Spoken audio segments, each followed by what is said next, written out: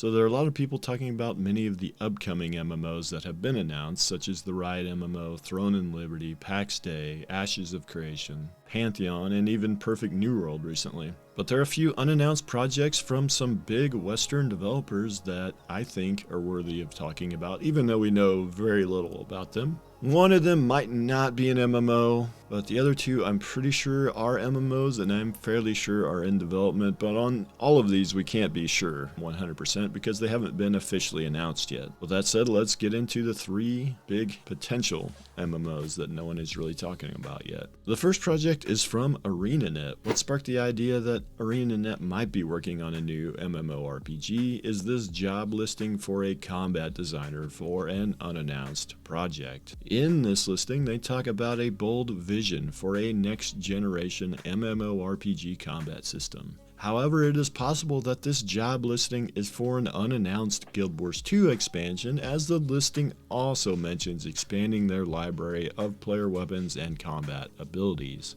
But as I have dug more and more into this project, I have begun to lean towards this being a new MMORPG and having a good chance to be Guild Wars 3. The reason for this is several job listings mention an established online IP and Unreal Engine 5 potentially being the engine they are using, which would eliminate a Guild Wars 2 expansion and would eliminate the Horizon Zero Dawn MMO that NCSoft is working on, as that is not a fantasy IP. So that really leaves a new Guild Wars MMO as the most likely option here. And I personally would love for this to be Guild Wars 3, with ArenaNet correcting the mistakes of Guild Wars 2, such as the lack of vertical progression and Holy Trinity, removal of the downstate, and in Unreal Engine with much better networking code that allows for better large-scale PvP. As you guys know, I dig very deep on these projects and actually have enough of material on this one to do a full everything known about the new